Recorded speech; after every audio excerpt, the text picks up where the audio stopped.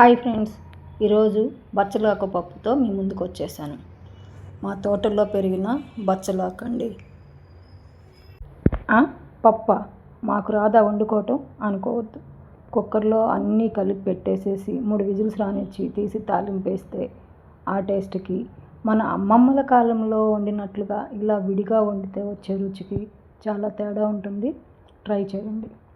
ఇలా వండి 4 అప్పడాలు వేయించి పక్కన పెట్టారనుకోండి, ఆహా స్వర్గం ఎక్కడో ఉండదండి. ఇంక వివరాల్లోకి వెళ్దాం. కందిపప్పు పొయ్యి మీద పెట్టి అది ఉడుకుతున్న టైంలో నేను మా తోటలోని బచ్చలాకు కోసుకొచ్చుకున్నాను. అది శుభ్రంగా కడిగి ముక్కలుగా కట్ చేసి పెట్టుకోవాలి. దాంతోపాటు ఒక అల్లం కాదు, ఉల్లిపాయ, 4 పచ్చిమిర్చి కూడా కోసి పక్కన పెట్టుకున్నాను. తోటలో ఆకులు అవుతానా చూడండి ఎంత ఫ్రెష్గా ఉన్నాయో. మనం మార్కెట్లో తెచ్చుకున్నవి వడబడినట్టు ఉంటాయి. ఇది నేను అప్పటికప్పుడు తుంచుకొచ్చేసరికి చాలా ఫ్రెష్గా ఉన్నాయండి. మార్కెట్లో వాటికి ఉన్నంత దుమ్ము ఉండదు, కానీ పైన కడుక్కోవాలండి. ఎందుకంటే గాల్లో వచ్చే దుమ్మే వాటి నిండా పడుతూ ఉంటుంది కనుక నేనైతే నీట్గా క్లీన్ చేసి పెట్టుకుని ముక్కలు చేసి పక్కన పెట్టుకున్నాను. ఇప్పుడు తర్వాత ఈ స్టవ్ మీద ఉన్న కందిపప్పుని మధ్యలో కలుపుతూ ఉండాలి. నీళ్లు కొంచెం ఎక్కువే పోసుకోండి. మధ్యలో కలుపుతూ పప్పు 3/4 వంతు ఉడకాలి. పప్పు 3/4 వంతు ఉడికిన దాకా మనం ఈ ప్రాసెస్ చేసుకుంటూ కందిపప్పు మధ్యలో కలుపుకుంటూ ఉంటే అడుగంటకుండా నీళ్లు కూడా చెక్ చేసుకుంటూ ఉడికించుకోండి. 3/4 వంతు ఉడికిన తర్వాత ఆ పప్పులో మనం కట్ చేసి పెట్టుకున్న ఆకు, నేనైతే పెద్ద ఉల్లిపాయ కట్ చేసుకున్నది సగం వేసుకుంటానండి. మిగతా సగం తాలింపులోకి ఉంచుకుంటాను. మీ ఇష్టం అది. మీరు కావాలంటే టొమాటో కూడా కట్ చేసి వేసుకోవచ్చు, నేను వేయట్లేదు. ఆకు, పెద్ద ఉల్లిపాయ, పచ్చిమిర్చి, ఉప్పు, కారం, చింతపండు అన్నీ వేసి కలిపేసి మూత పెట్టి మధ్యలో కలుపుతూ ఉడికించుకోవాలండి. ఇదిగో ఈ మాత్రం ఉడకాలండి. 3/4 వంతు మనం ఇట్లా టచ్ చేస్తే అది చిదిరిపోవాలి. మరీ సాఫ్ట్గా అక్కర్లా, కొంచెం పలుకున్న పర్లా అలా చిదిరిపోవాలి మనం నొక్కినప్పుడు. ఆ కండిషన్లో మనం ఆకు, ఉల్లిపాయ, మిగతా కట్ చేసుకున్న ముక్కలు వేసేసుకుని కొంచెం చింతపండు, ఉప్పు, కారం కూడా వేసేయచ్చండి. చాలామంది చింతపండు వేస్తే ఉడకదు, ఉప్పు వేస్తే ఉడకదు ఇట్లా అనుకుంటారు. అదేముండదు. మొత్తం వేసేసి మూత పెట్టేసేయండి. అయితే మధ్యలో కలుపుతూ ఆ కన్సిస్టెన్సీకి మీ అవసరాన్ని బట్టి మీరు నీళ్లు కలుపుకోవాలి. కొంచెం పలచగా వండుకునే వాళ్ళు ఉంటారు, బాగా చిక్కగా వండుకునే వాళ్ళు ఉన్నారు. దాన్ని బట్టి చేసుకోండి. అయితే అటు ఇటు కాకుండా కొంచెం లూజ్గా ఉండాలి, గట్టిగా పిడిసలాగా ఉండకూడదు. కొంచెం లూజ్గా ఉండాలి, అట్లని చారులా పలచగా ఉండకూడదు.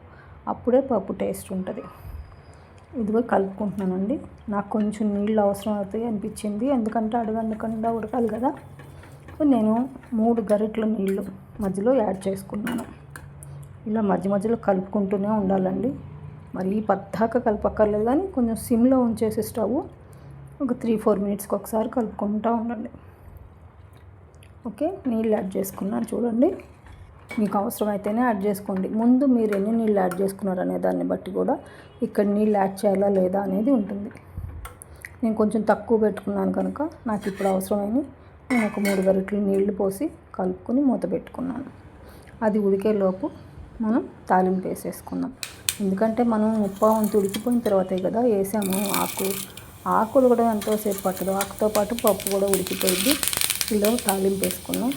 నూనె కాగిన తర్వాత ఇలా తాలింపు దినుసులు అన్నీ వేసుకొని కొంచెం కరివేపాకు వేసుకుని కట్ చేసి పెట్టుకున్న ఉల్లిపాయ, పచ్చిమిర్చి ముక్కలు కూడా కొంచెం వేసుకుంటానండి. ఈ తాలింపులో అవి కూడా వేగితే చాలా టేస్ట్ వస్తాయి. అదేవిధంగా ఇదే టైంలో చిన్నుల్లిపాయ కూడా వేసుకుని వేయించుకోవాలి. ఆ చిన్నుల్లిపాయ, కరివేపాకు పడగానే వచ్చే స్మెల్ ఉంటుందండి తాలింపు. ఇట్లా వేయించేసుకున్న తర్వాత దీన్ని ఉడుకుతున్న పప్పులోకి కలిపేసుకోవాలి. పప్పు ఇందులోకి వేసుకోవాల్సిన పని లేదు. చాలామంది ఇందులోకి వేసుకుంటేనే టేస్ట్ అంటారు, కానీ అదే ఉండదండి. తాలింపు మంచిగా యాగనిచ్చి ఉడుకుతున్న పప్పులో కలిపేసుకోవాలి. కలిపి బాగా కలిసిపోయేలాగా కలిపేసుకుని ఒక 5 మినిట్స్ కొంచెం దగ్గర పడిన దాకా ఉడకనిచ్చి పప్పు దించేసుకుంటే సరిపోతుంది. ఫైనల్లో కొంచెం ఉంటే కొత్తిమీర వేసుకోండి. నాకు ఇంట్లో కొత్తిమీర లేదు, అందుకని నేను కొత్తిమీర వేయట్లేదు.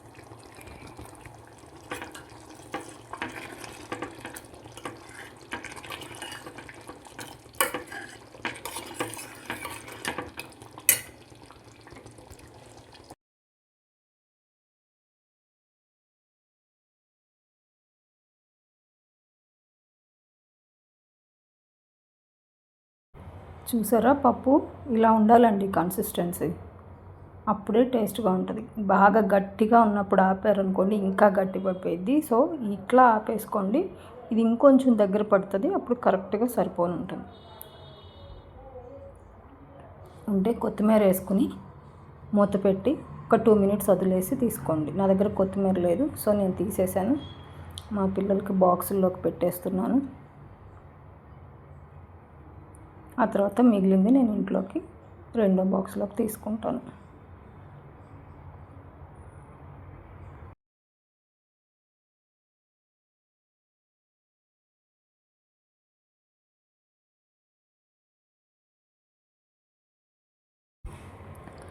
ఈ పప్పుకి కొంచెం ఆవకాయ పెట్టుకుని నెయ్యి వేసుకుని ఒకటో రెండో వడియాలు అప్పడం పెట్టుకుని తింటే వేడి వేడి రైస్తో చాలా బాగుంటుందండి.